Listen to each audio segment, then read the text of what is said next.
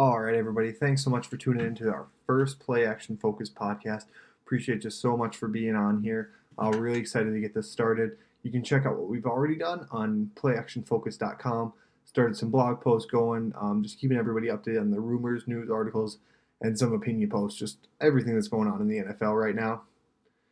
On top of that, this will be a podcast. This will be YouTube videos as well, and some posted to the blog. We're just doing a little bit of everything right now, but you can find all of it at playactionfocus.com.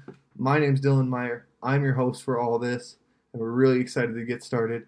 A little bit about me for the first one. Born and raised from Minnesota, so obviously I'm a Vikings fan when it comes to the NFL, but I also am a Giants fan. Started back a while ago, kind of as the Eli Manning fandom kind of started. I was a younger brother myself. Thought it was really cool that he was part of a brother duo in the NFL, kind of reaching stardom. That was when they were kind of underdogs too, taking home some Super Bowls. So I started my fandom at a pretty young age for them, but it just grew. Before I could stream them every week on my computer, I'd be sitting in my room as a kid listening to all the radio posts online and all that stuff. I mean, it's been a lot of fun. I've loved being a fan of both teams for a while now. But yeah, a little bit about me, but let's get right into it here and let's get it going. So the first segment we are going to do to start off this podcast, what does Dylan think of your team? Play action focus, opinion on the team. And we're just going to start with the division that I know best, the division that I'm closest with, and that's the NFC East. So the NFC East is a fun division because I feel like they're either all pretty competitive in a good way some years, where their records might not show how good they are, or they're pretty competitive in a pretty bad way, where their records may be embellished because none of the teams are that good. Somebody has to make playoffs, but whoever makes playoffs isn't actually going to do that well. I think it's a really fun division. Some Super Bowls in recent history from the Giants, from the Eagles, Cowboys not that long ago, I think. And not much from the Redskins as of late. But that's what makes football fun. Anybody, any Sunday, any year. So let's get it started off. We are going to start off with the Cowboys today. Cowboys are an interesting team. I think the best way for me to put what I think of the Cowboys is they have really built up a long-term goodness. It's hard for me to say that the Cowboys aren't going to be competitive going forward, and they're not just going to continue to be a very, very competitive football team and I think they're a fringe playoff team every year going forward. They got a really young team. It's a good team.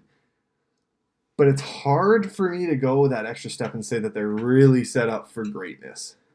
Now, there are some teams that I can kind of go forward and be like, oh, they're heading towards greatness. They're doing this. They're doing that. I can't comfortably say it about the Cowboys. But I do think they're going to be good and they're going to be fun. But let's just go a little more into detail there. Let's start off with Dak Prescott. I think the biggest thing concerning Dak, as we all know, is that contract, whatever he's going to get, how it's going to go. And if I'm running the Cowboys, I'm paying Dak Prescott because finding an above-average QB in the NFL isn't an easy thing to do. We've seen people draft high and miss constantly. We've seen Blake Bortles hit stardom and kind of drop down. We've seen Jared Goff, who every year I have no idea what to think of Jared Goff. It's so hot and cold with him. And then you got guys like Kirk Cousins that are probably going to be right average every year. Maybe, last year he had a great year. But when you watch the plays he's actually making, is it that great? Or does he have the supporting cast around him? And I think that's one of the things you can't knock Prescott for. But he's really got a really good supporting cast around him. You look at Ezekiel Elliott, look at Michael Gallup, Amari Cooper. That offensive line isn't what it used to be, but it's still not a bad offensive line. He had Jason Witten for a while, who's just a really solid tight end target, or was for a while. And now you got CeeDee Lamb. Dak Prescott has had options. And when he didn't have options, they got him options in Amari Cooper.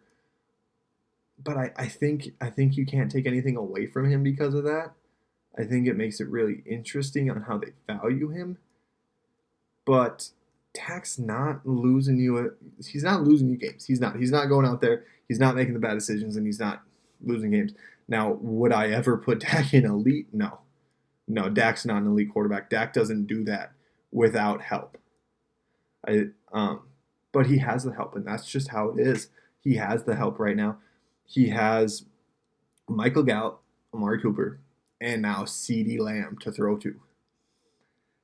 If I'm Dak Prescott, I want money now because my numbers are about to shoot up to a lot bigger than what they've been. And I don't always like stats as the biggest proponent to how much a player should get paid or anything like that. But I think who would the Cowboys rather have running their offense? Obviously, everybody wants Drew Brees, Russell Wilson, Patrick Mahomes. But when you look at, the players that are above average, why would you not keep Dak around? He obviously has something special with Amari Cooper, the way those two play off each other. You got Amari Cooper basically for Dak. You have Michael Gallup, one of my favorite up-and-coming wide receivers in the NFL. And now at 17, you take CeeDee Lamb. You don't do that and then get rid of the quarterback that's throwing to them. So anything but that long-term deal just seems far-fetched to me. Because I do think Dak on any team plays at above average level. But I think on the Cowboys, he's gonna do it. And he's gonna continue to do it. And they're gonna continue to surround him because that's what the Cowboys do. They surround their quarterback with some nice talent. And it's gonna, hopefully it'll pay off for him one day. I love rivalries as far as NFL teams go. But I want teams to be competitive because that's what makes football fun. I don't want a team to be it's not fun when a team's bad. Who's that fun for? Nobody wants to go into a week with an easy win for their team. You want to watch a shootout. You want to watch maybe a defensive, whatever you want to watch. Watching bad teams it's not fun for anybody because it doesn't give your players a good read. It just makes them look bad. But if the Cowboys want to stay good, they got to keep Dak. I don't know that there's not many sure things in life, and drafting a quarterback is far from one of them. So get Dak, get that money, because I think he's a staple of your offense. And I think if I'm a Cowboys fan, I'm really excited about what Dak's going to do going forward. Now you kind of look at the rest of the offense. We're looking at Ezekiel Elliott. My only problem with Ezekiel Elliott is that they gave him a big contract. I think it's hard to argue that he's not one of the best in the NFL. He's not this, he is a great playmaker. He's one of the best running backs we've seen. And that's all true. But paying your running backs pretty rarely works out when you're still far from a Super Bowl. And the Cowboys are. The Cowboys are a good team, but they are still far from a Super Bowl. And you look at the Rams, didn't work out for them. You look at the Chargers, did the smart thing, didn't pay. I think Melvin Gordon took less money in the Broncos, and I think that worked out for the Broncos and Melvin Gordon both very well. And the Jets paying Le'Veon Bell, they didn't have the offensive line, but how can they afford one when they pay out Le'Veon Bell the way that they did? David Johnson is another great example. Pay him out, and running backs, just the consistency is hard to depend on every single year. So I like the fact that I like what Zeke's done for the team, but I don't think I'd re-sign him. I think I would rather put that money towards an offensive line and then let lesser running backs do just as much as Zeke will under an average line. So I love Zeke as a player. I think if Ezekiel Elliott was on a team like the Chiefs, who maybe need a little help at running back. Obviously, they just won the Super Bowl, so they don't need that much help. He can do big things, but when you're at the point that the Cowboys are, I just have a hard time signing a running back to a long-term deal. Give him a lot of money for 2 or 3 years. 5, 6, no. They're just not sturdy enough. And people are hitting harder in the NFL, and it's just how it is. But I think you can offer Ezekiel enough money to make 2 years worth it. I think that's smart. But the way they did it, I don't like it. and I don't think it really sets him up well in the future. But now looking out the pass catching options for Dak Prescott, it doesn't get a lot better than what he's got going for him. Amari Cooper, Michael Gallup, CeeDee Lamb. The potential in that group is so high. Their offense is going to be explosive for years to come. It just is.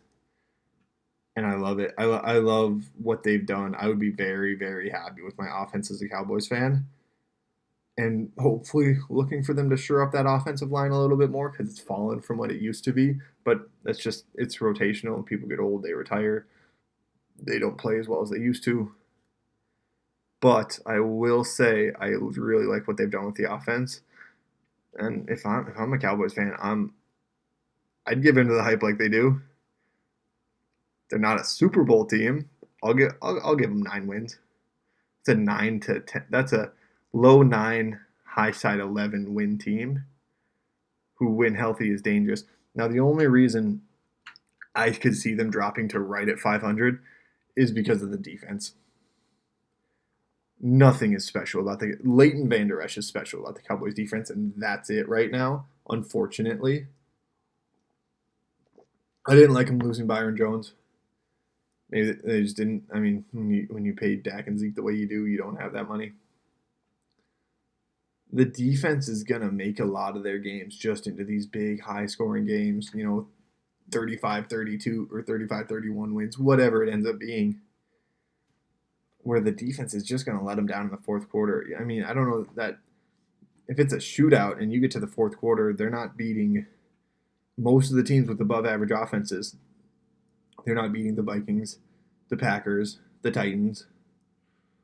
I mean, even the Jets would give them a run for their money if that offensive line shores up a little bit. It's just hard for me to put the Cowboys at a deep playoff team with the defense they have. Now, if they can afford their offense and continue to afford it and hit on some late-round defensive guys, that's scary. That's a really scary team to me. But it's all to be determined. And as they sit, I think it's pretty realistic to see 9 wins out of them. And I think if they play better than I expect them to, you could see 12. It would be a really good year if they got 12 wins. But I do see them continuing to compete for the number 1 spot in their division, and they're always going to be in playoffs talks for the next 5 years. It's hard for me to really see them dropping that to where they're not talked about being in playoffs. Now, the only thing I really didn't like about the Cowboys this offseason was Mike McCarthy. And I just don't think it's ever the right decision to sign a guy off his couch when it comes to coaching. Because Mike McCarthy won a Super Bowl. Great. He did a good job while he was there in Green Bay. But a lot of Packers fans say that Super Bowl is Rodgers, not McCarthy's. And he won it in spite of him and not with him.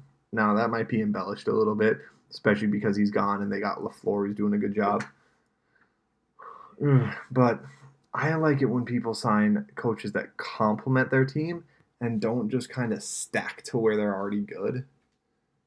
Because you already got the offense, and then you get offensive-minded head coach. I don't love it. Don Martindale would have been my favorite pick if I'm the Cowboys. Don Martindale takes a young defense and brings them to above average. In my mind, that's what Don Martindale can do because he knows how to use people. Like when you look at Earl Thomas right now, he's not as quick as he used to be. He's not even close to as good as he used to be. He's just not. But you kind of think he is because of the way that Don Martindale uses him and allows the rest of the defense to work so well together. Well, yeah, anybody's going to thrive the way that he runs things. I think he does a phenomenal job, and he was looking for a head coaching job. And instead of giving somebody a promotion, they took Mike McCarthy off the couch. I don't like it. His name's slipping me right now, but the Giants, their last offensive line coach, was somebody that they signed off the couch, as I like to say. He did bad. And it's a line coach to head coach comparison, so maybe it's not fair.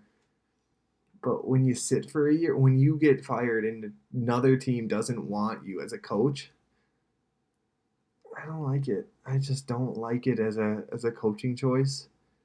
I think they could have went a little riskier, because they need a little push.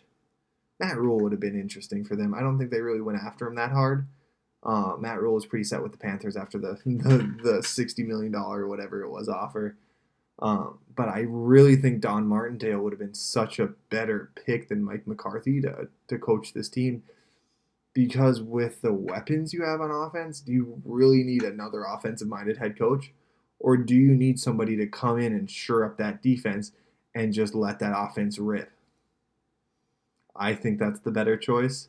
But, who knows? Maybe Don Martindale will never get a job and we'll never know, and McCarthy will win 2 Super Bowls with the Cowboys, and I'll be pissed about this take. But for right now, my take is that was the wrong choice, especially with Don Martindale sitting there just ready to go. So Cowboys, you got some good stuff in the offense. Love it. Not a fan of the defense or any of the coaching right now. It's to be seen. If I'm not saying McCarthy's going to go in and do a bad job. I'm saying I like complementary teams who is best at coaching your worst point, because you don't have to be that great at coaching your best players, because they're your best players and they do a good job. You can't sleep on them. You have to have that offensive coordinator there, and you have to do it the right way. But complementary football is what gets you there. And if you could have had a coach come in and turn around that defense, I think the Cowboys, I think I could comfortably put them above 10 wins. But yeah, so going on to the other best team in the NFC East, Philadelphia Eagles, and what an interesting team they are. From having Foles as a starter, now a backup, now not on the team, drafting Wentz. I think the most interesting thing about the Philadelphia Eagles is and will continue to be the way they treat Carson Wentz. And that's not the fans. That's the organization. Most of what I've seen from fans is a lot of, as long as he's healthy, they love him. And they know he can't control the injury stuff. And I think the fans in Philadelphia are just in love with this young quarterback that brings such dynamic playmaking that they just haven't had in a while. And it's really fun to watch. I'm a little bit biased because I watched a lot of Carson Wentz when he was in college.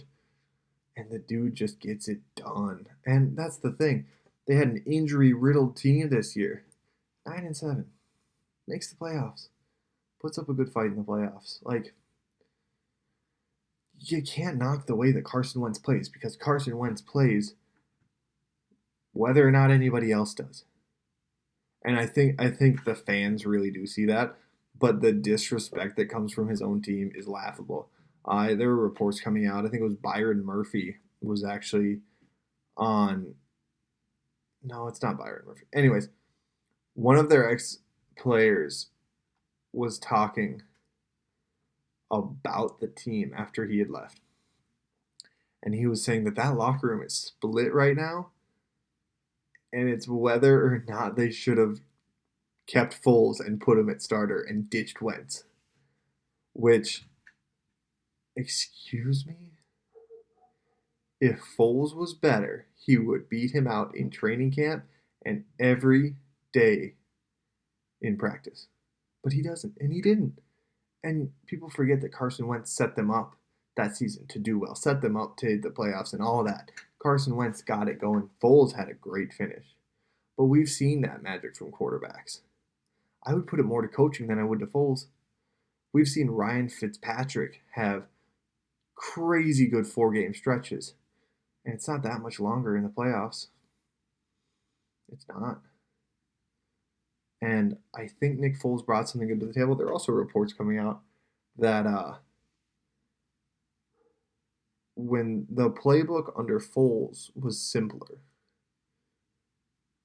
and they tried to do more with Wentz because he can do more, but that's coaching. If that's the problem, simplify the playbook. I don't think that is the problem. I don't think there's a problem with Wentz as your quarterback, but the fact that some of his teammates, the people that he leads, think that their ex backup quarterback should still be there is just laughable. And we saw what happened. I mean, he got hurt, but when he was the game he played wasn't impressive. He's healthy. They still don't put him in. Then they trade him so that there can be competition in Chicago. Not so he can take the job from Mitch Trubisky, who is I'm not a fan of, so he can compete with him. You want that guy starting over Carson Wentz? I wouldn't. And the second level of disrespect comes in this year's NFL draft in Jalen Hurts. Now, I'm not saying it's the worst pick I've ever seen. I've seen worse, but what I am saying is instead of fortifying your offensive line, getting him more threats, helping out the defense, all these holes that the Eagles really did have and still do have, instead of doing those things, you draft Jalen Hurts, quarterback. And probably my least favorite argument for this is when people come with, well, Carson's always hurt. They need somebody to come in and win those 4 games with Carson's down. Cool. I agree. Wentz has had some issues, so you do have to have a great backup quarterback. You get Andy Dalton, Brian Hoyer, Jameis Winston. I think that would have been good. Those guys can win you 4 or 5 games. They can. They can come in and do that for you. Jalen Hurts is not ready to see the field, and he won't be for maybe another year and a half. So you don't draft a project backup quarterback. That's just not what you do. I like the way that the 49ers seem to play it with as far as Jimmy Garoppolo goes, where, oh, shoot, Jimmy Garoppolo goes down. Not that we're going to tank, but, we're not going to go sign the best guy off of free agency. We don't have Jimmy G. We're not winning the Super Bowl. That's just how it is. And they got Jimmy G's injury led to them getting Nick Bosa. Not a bad way to look at it. But taking Jalen Hurts there, they took him so they can trade Carson Wentz with a couple years left on Wentz's deal. They did. You can't convince me different. Because why else? You don't need a young backup quarterback. And if Wentz goes down, then you got to find somebody else young. But backup quarterbacks are best suited as free agents. So this was not a backup quarterback situation. This was, we're going to trade Wentz in a couple of years. Let's see if this kid is. And if he's not, then they won't trade Wentz. Maybe he is a career backup. We still have to see what's going to happen with Hurts. But that was such a slap in the face. And people were like, oh, well, they didn't sign him just to trade him. Well, they said that about Odell. They might have signed him just to trade him halfway through. Aaron Rodgers might ask to be released halfway through. Contracts are contracts, but they're not that unbreakable. And I think it was really disrespectful to take Jalen Hurts when the backup quarterback market this year was the best it's ever been, by far. And there were just better ways to go about that than disrespecting your franchise quarterback, because that's what Wentz is. The fans love him. Maybe the front office, not so much. But he does have a lack of help, and an injury-riddled Philadelphia Eagles could have used some depth at not the quarterback position. Andy Dalton signed for only $7 million. That's not that much when it comes to NFL players. Jameis Winston is getting like $1 million, and I know he wanted to go to New Orleans, but this could have been a good situation for him in Philly. Could have.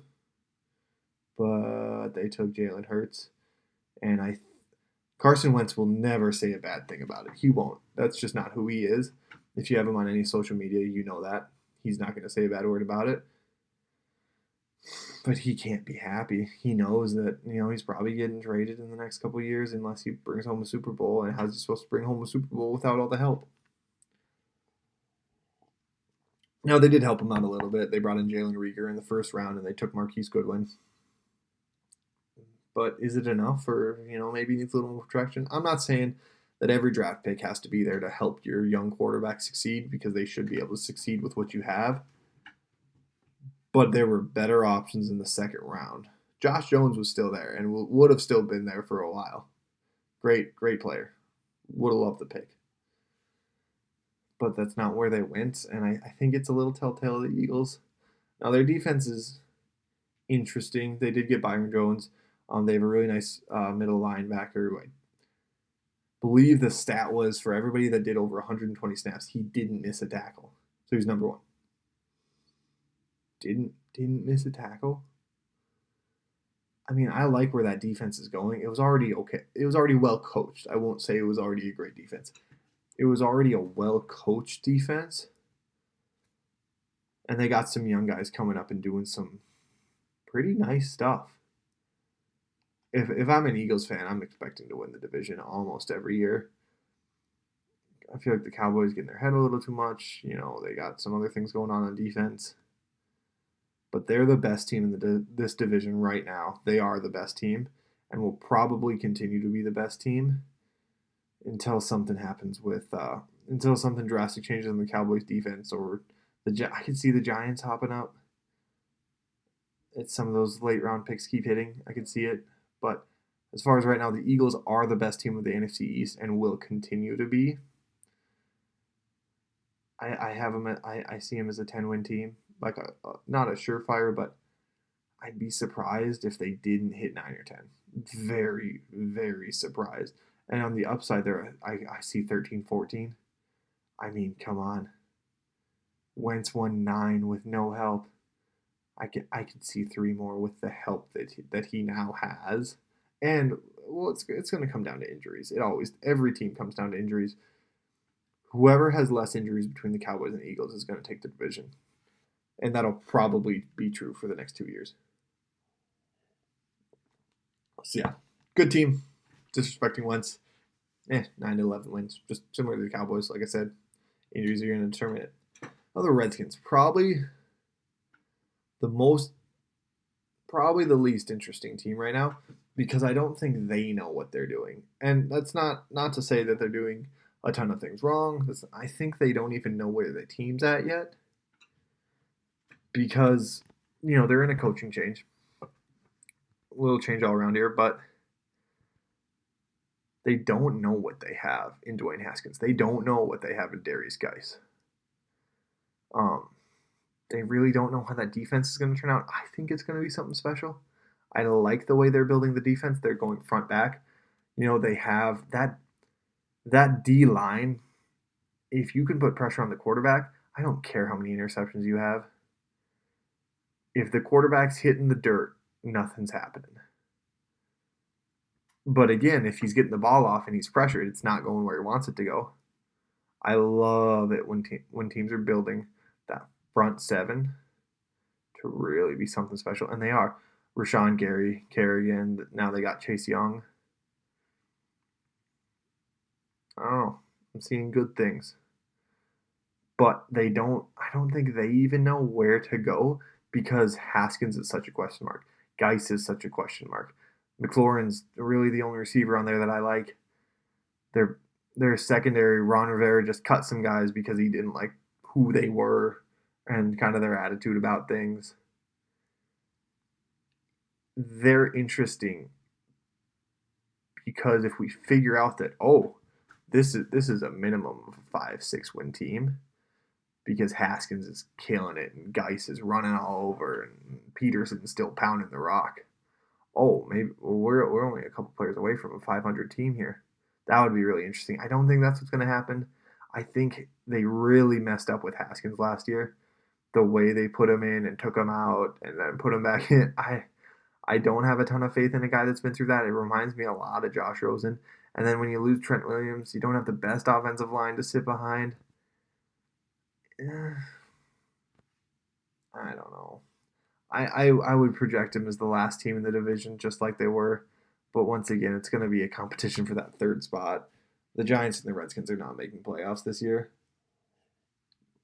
barring major injuries on Cowboys, Eagles, which, I mean, it happens all the time.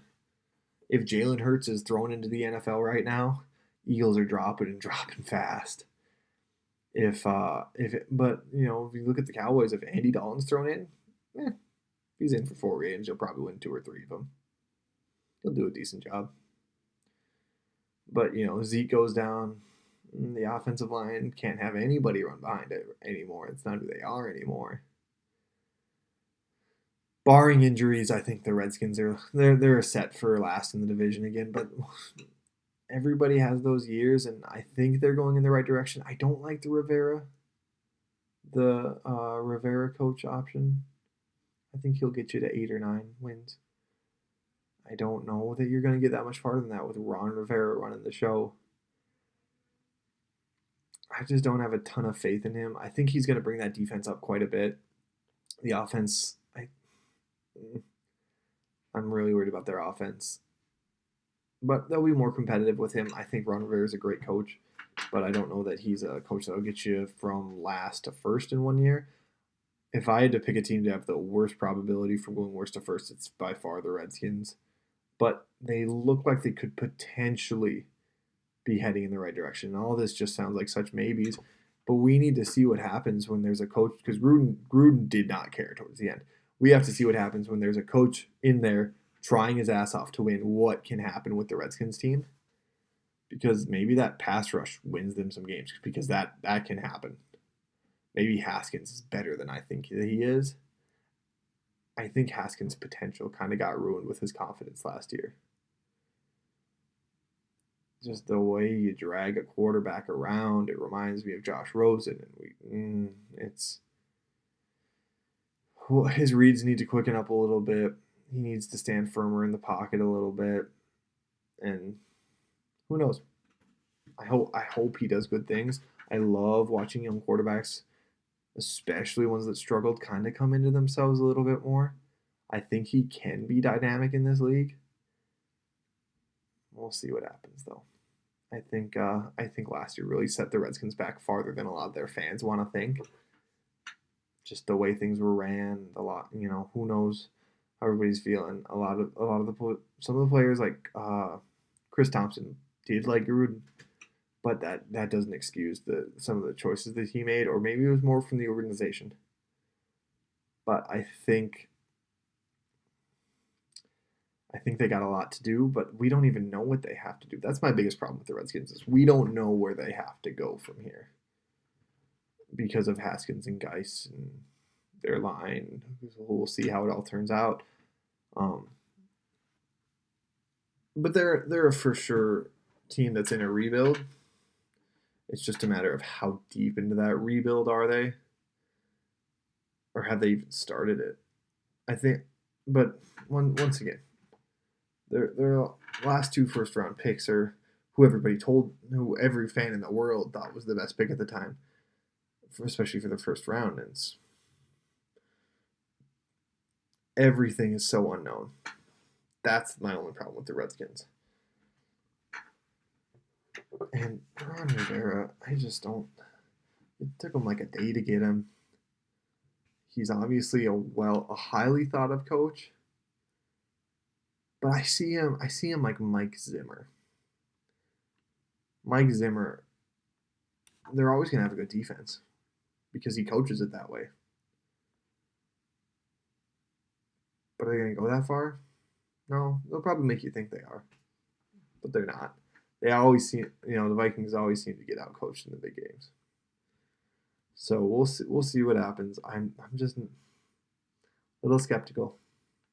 I have them as a 4-5 win team, maybe. In the division, at best, they might beat the Giants once.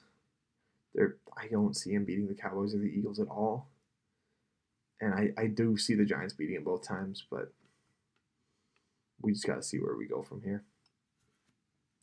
All right, next on to the Giants, last team in the division we're looking at here. Can't talk about the Giants without talking about Daniel Jones first and foremost. What a fun rookie year he had. And I think a lot of people kind of saw that, we can't say that he's the franchise guy yet, but can't really say he's not with the way he was playing. He's got a couple things to clean up here and there. I think his biggest problem is the fumbling. He had 20 plus turnovers last year. It was his rookie season, which was not fun to watch by any means. But if you look at the past 10, 15 years, every leader for fumbles it's always a rookie quarterback. It's always one of them.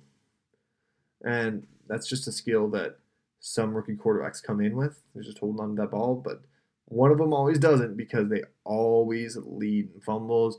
And, that's because of the way they hold it, the susceptibility of a quarterback getting hit compared to when a running back's running with it. It's a little more tightly wound, all those things. But it is always a rookie. And I think if he shored up that one thing, he could be a lot better. And now there's one of three things that's going to happen going forward with Daniel Jones. He's either going to really improve his play as a quarterback and fix the fumbling issue.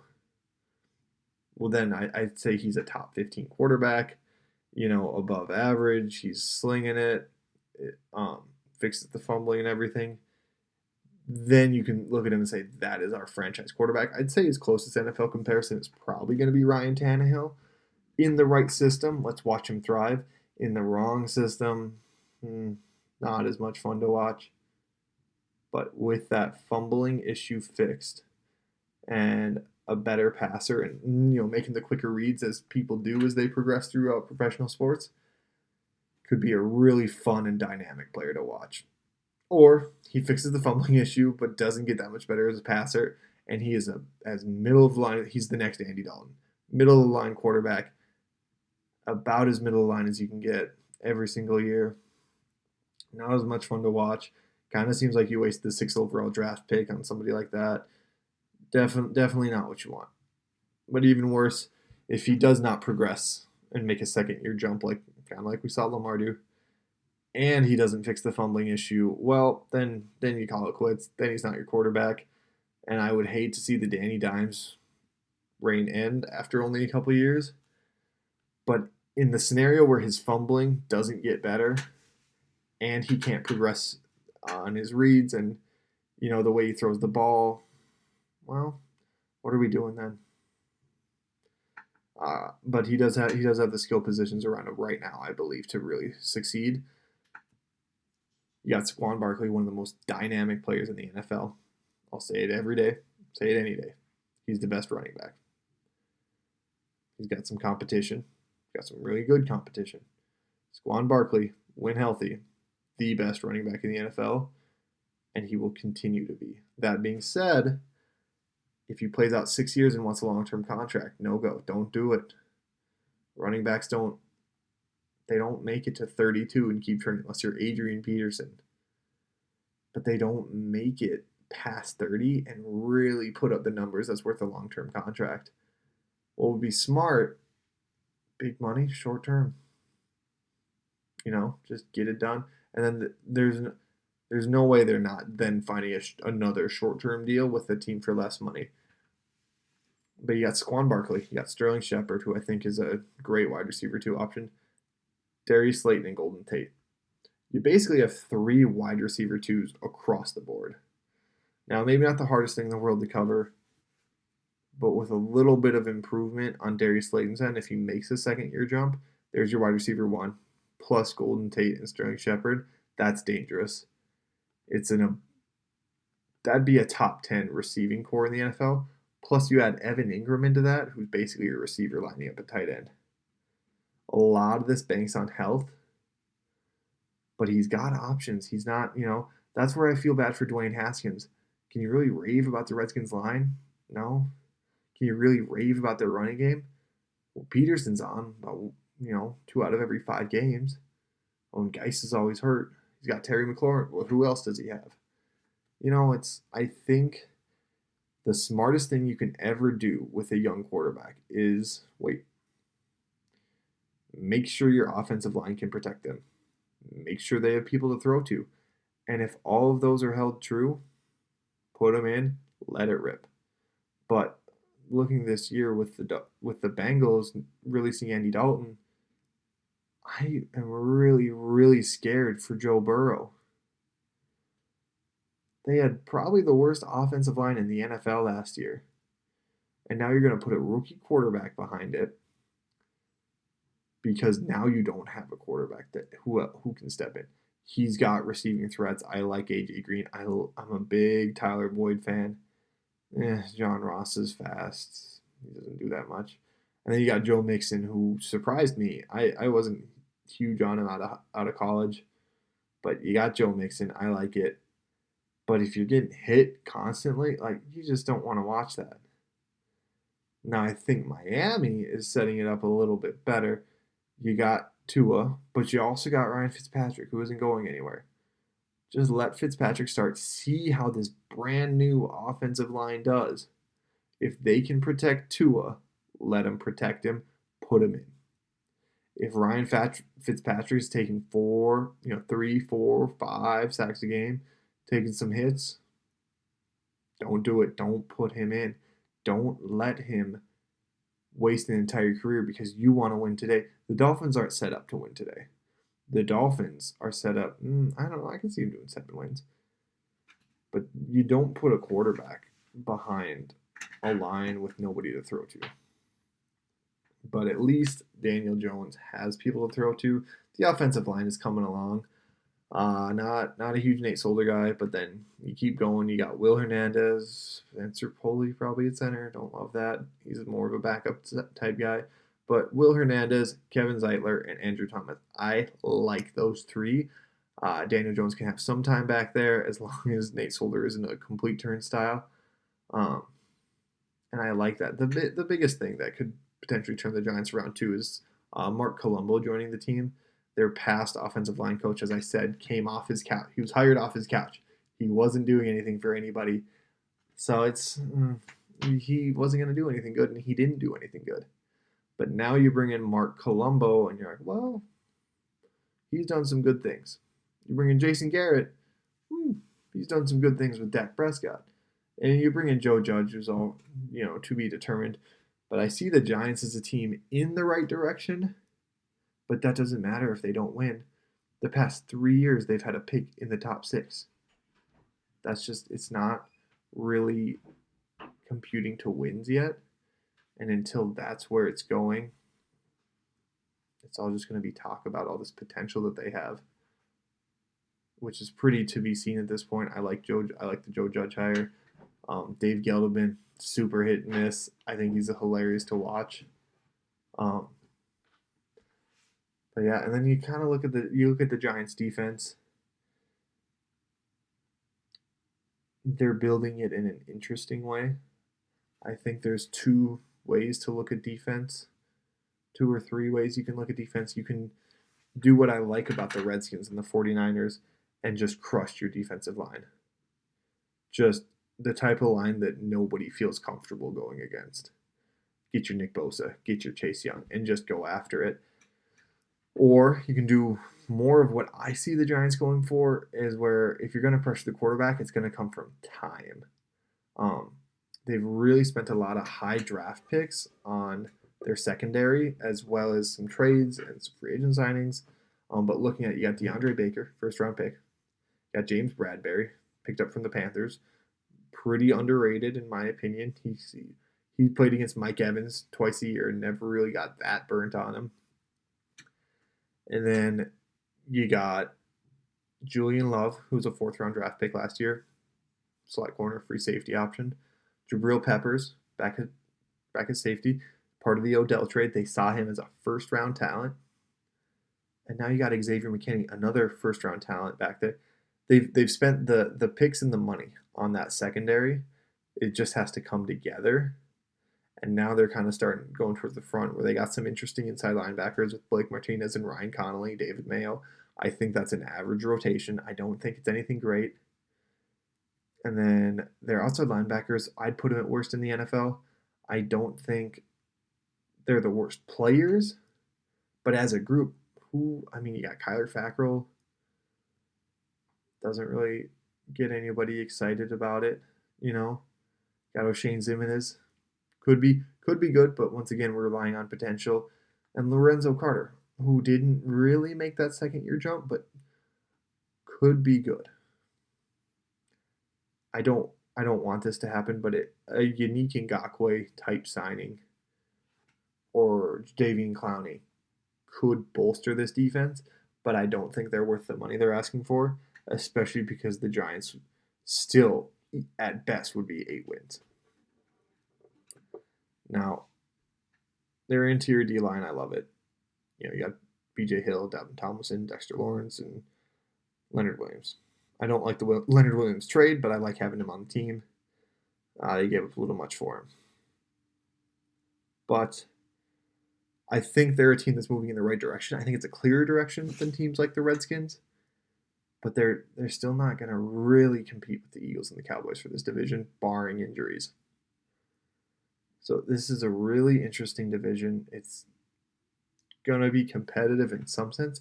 I think the Giants are going to give the Cowboys and the Eagles a run for their money in game and end up losing. But the record isn't going to be, they're not going to be competing for the division. I think they got two really good teams. Eagles are a couple draft picks, a couple of those late draft picks churning out away from another Super Bowl, like a Super Bowl game. I don't know if they'd win it. Chiefs, Ravens, and Titans make the AFC pretty hard to turn down. Cowboys defense is the biggest thing that worries me, and the Redskins are just going to sit towards the bottom with the Giants down there with them. It's an interesting division, and I think, honest to God, over the next 3 years, it will be the most competitive division within the division, the most competitive in football. And I could see one of these teams doing really big things and making another Super Bowl run in the next 5 years. Hey everybody, thank you so much for watching this video from Play Action Focus. Please like, comment, subscribe, do all that for us. I just want everybody to know this is my favorite thing in the world. I do this for fun. We have the website playactionfocus.com. This is me, Dylan Meyer. I run the whole thing. This is my favorite thing to do in the world. This is truly a passion project for me right now, and all the support is really, really appreciated from you guys, and I hope you keep tuning in. Thank you.